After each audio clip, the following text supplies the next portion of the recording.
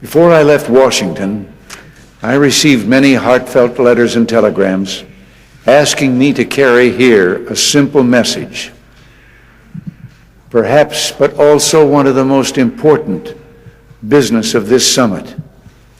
It is a message of peace and goodwill and hope for a growing friendship and closeness between our two peoples. What Mikhail Gorbachev and the journalists wanted to know was, what did Ronald Reagan think about the Soviet Union now? Well, just fine. Do you still think you're in an evil empire, Mr. President? No. We find ourselves standing like this. Together, the two leaders had seized their chance. And in a sign that the Cold War really was drawing to a close, Reagan and Gorbachev walked together in Moscow's Red Square. It had been 5 years since the president had called the Soviet Union an evil empire. Things had changed. I was talking about another time, another era. The president also credited Gorbachev during his press conference from Moscow.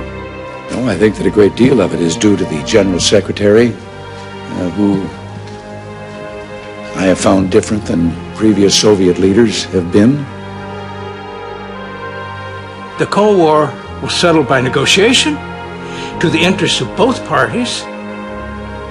The man of peace who tried to get the American people to see our Cold War enemies not as despicable, inhuman monsters, but as people like us. No government or social system is so evil that its people must be considered as lacking in virtue. But we can still hail the Russian people for their many achievements in science and space, in economic and industrial growth, in culture, in acts of courage. Our most basic common link is that we all inhabit this small planet. We all breathe the same air. We all cherish our children's futures, and we are all mortal. What has for centuries raised man above the beast is not the cudgel, but an inward music, the irresistible power of unarmed truth.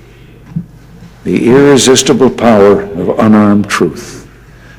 I spent my whole life trying to defeat communism. We were not trying to we're not trying to become hostile to the people of Russia. We were against the Soviet Union, which is not Russia.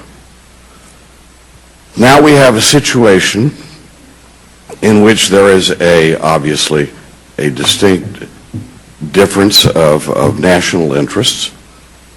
And instead of trying to play a constructive role, it appears that we have opted out instead to fan the flames of hostility between our two countries.